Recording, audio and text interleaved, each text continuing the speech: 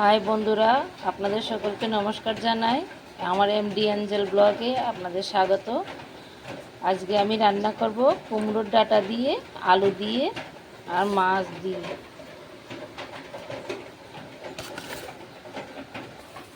তো বন্ধুরা, আজকে আমার রান্নাটা আপনারা দেখতে থাকেন। আমি মাছগুলো এবার ভেজে নেব।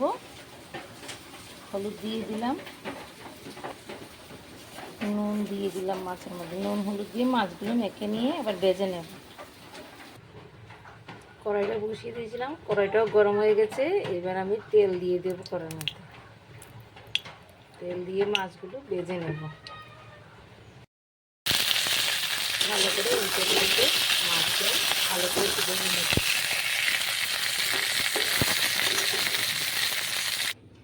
মাছগুলো ভাজা হয়ে গেল, ভাজিয়ে নামিয়ে নিলাম। এবার আমি তরকারিটা বসিয়ে দেব। কড়াইয়ের মধ্যে তেল দিয়ে দিয়েছি, এবার আমি ফোড়ন দিয়ে দেব। এবার আমি আলুগুলো একটু হলুদ দিয়ে আলুগুলোকে হালকা করে ভেজে নেব। আলুগুলো মোটামুটি ভাজা হয়ে গেছে। এবার আমি ডাটার সঙ্গে পেঁয়াজ দিয়ে দিয়েছি একসঙ্গে, ওগুলো এবার আলুর মধ্যে দিয়ে দেবো। ডাটাগুলো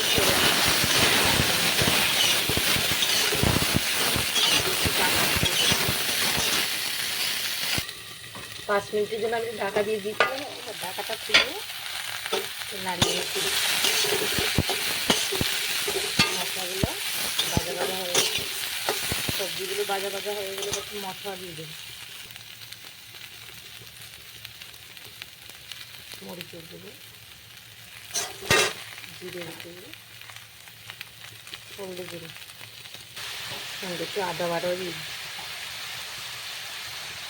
স্বাদ মতো লবণ দিয়ে দিচ্ছি। এবার সবগুলো ভালো করে কষিয়ে নিয়ে একটু ঝুল দিয়ে দেবো।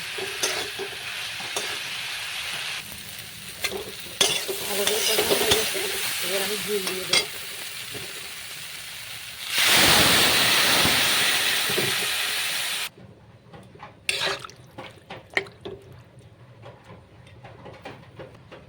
তারপর একটু টাকা দিয়ে দেবো, তরকারিটা ফুটে উঠবে।